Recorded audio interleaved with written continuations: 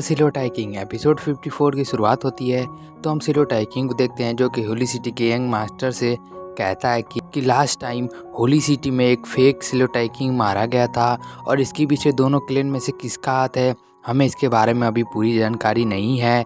इसीलिए हमें सारे काम सीक्रेट तरीके से करना होगा और इसके साथ ही होली सिटी पर कुछ समय के लिए पाबंदी लगा देनी चाहिए और किसी तरह की जानकारी लीक नहीं होनी चाहिए। स्पेशली कि मैंने लीजुआ को पकड़ लिया है। जिस पर यंग मास्टर सिलो टाइकिंग से बोलता है कि तुम्हें इसकी चिंता करने की कोई ज़रूरत नहीं है, मैं इन सब को देख लूँगा।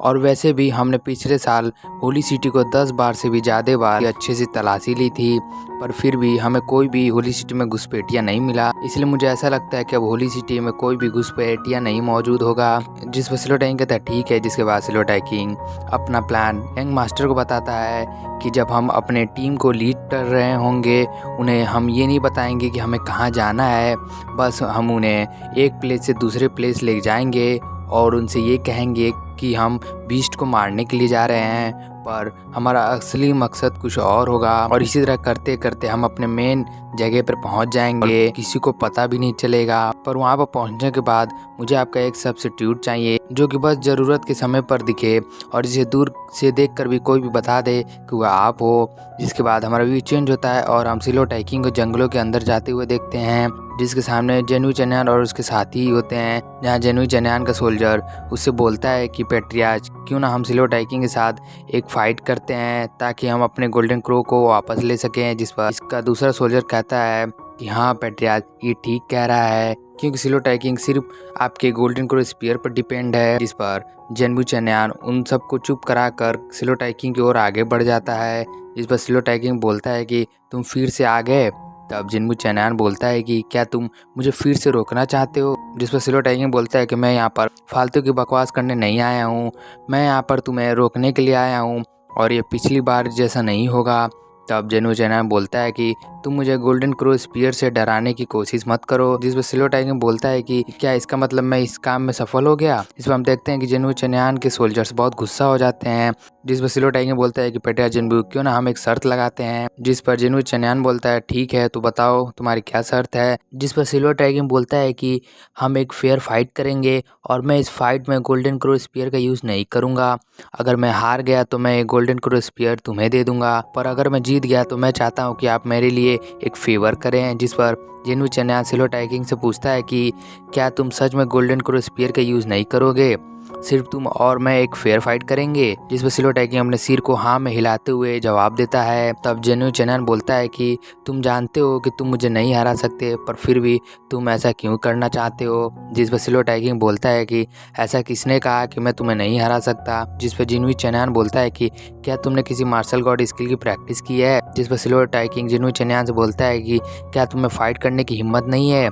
फिर वो आगे बोलता है कि क्यों ना हम फाइट करने से पहले एक कसम खा लेते हैं। तब सिलो टाइकिंग कहता है कि मैं अपने ह्यूमन क्लेन के स्वाभिमान का कसम खाता हूँ कि अगर मैं इस फाइट में हार गया तो मैं ये गोल्डन क्रो स्पीयर तुम्हें दे दूंगा। तब जेनुई चन्यान भी अपने गोल्डन क्रो क्लेन का कसम खाता है और कहता है कि अगर वो इस फाइट में हार गया तो वो सिलो टाइकिंग के लिए एक फेवर करेगा। जिसके बाद उन दोनों में फाइट स्टार्ट हो जाता है, जहाँ जेनुई चन्यान सिलो टाइकिंग पर अपने घोड़े पर से कूदकर सिलो टाइकिंग पर अटैक कर देता है, पर सिलो टाइकिंग बस अपने 2 उंगलियों से जेनुई चन्यान को रोककर पीछे कर देता है। जिसके बाद सिलो टाइकिंग अपने फिश पावर से जेनुई चन्यान पर अटैक कर देता है। जिस पर जेनुई चन्यान अपने सामने एक प्रोटेक्शन शील्ड बनाकर उससे बचने की कोशिश करता है, पर सिलो टाइकिंग के अटैक से वो नहीं बच पाता और दूर जाकर गिरता है और सिलो टाइकिंग वापस अपने घोड़े पर आकर बैठ जाता है। जिसके बाद जेनुई चन्यान फिर से सिलो टाइकिंग पर अटैक कर देता है और सिलो टाइकिंग अपने 2 उंगलियों की मदद से जेनुई चन्यान को पीछे कर देता है। अब खुद को हारते हुए देख जेनुई चन्यान अपने स्वॉर्ड को निकाल लेता है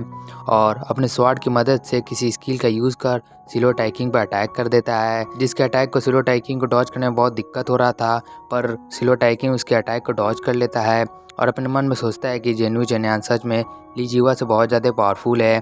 तभी जेनुई चन्यान सिलो टाइकिंग पर अपने स्वॉर्ड से अटैक कर देता है, पर सिलो टाइकिंग उसके अटैक को डॉज कर उस पर अटैक कर उसके स्वॉर्ड को अपने पास रख लेता है और सिलो टाइकिंग के अटैक की वजह से जेनु चनयान जमीन पर गिर जाता है, जहां उसके मुंह से खून भी निकलने लगता है। उसे एक सोल्जर तुरंत घोड़े पर से उतर कर जेनु चनयान को उठाता है। तब जेनु चनयान सिलो टाइकिंग से पूछता है कि क्या तुमने ब्रेक थ्रू कर लिया है, जिस पर सिलो टाइकिंग बताता है कि तुम्हारे साथ फाइट के कुछ दिन में मैंने ब्रेक थ्रू कर लिया था। जिस पर जेनु चनयान अपने मन में सोचने लगता है कि सच में पर्पल हार्ट बॉन्ड स्टेज का कंप्लीट स्टेज बहुत पावरफुल है। तब जेनु चनयान सिलो टाइकिंग से बोलता है कि तुमने तो बिना किसी वेपन के यूज़ किए ही मुझे हरा दिया, और अगर तुम मुझे मारना चाहते थे तो तुम मुझे कब का मार चुके होते।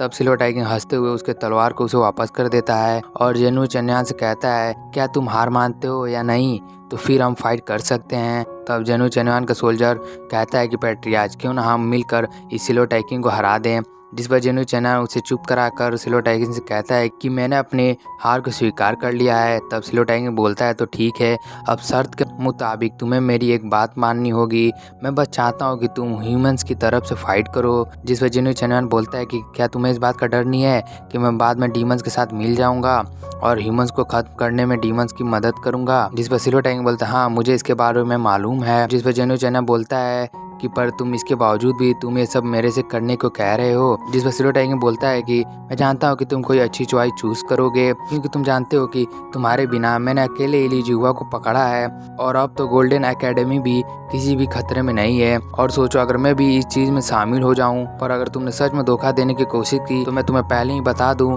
कि तुम्हारी इस गलती की वजह से मैं तुम्हारे पूरे गोल्डन क्रो क्लेन को खत्म कर दूंगा।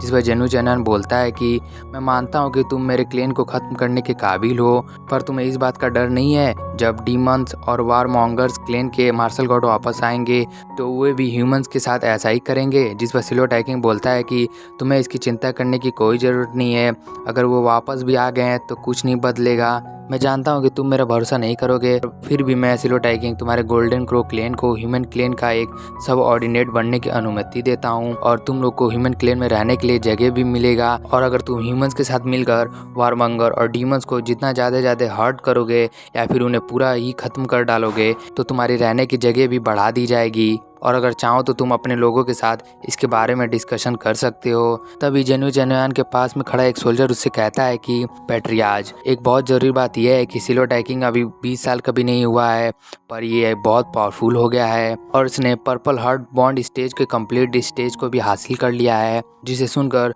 जेनु चनयान कुछ सोचने लगता है और इसी के साथ हमारा एपिसोड 54 यहीं पर समाप्त हो जाता है।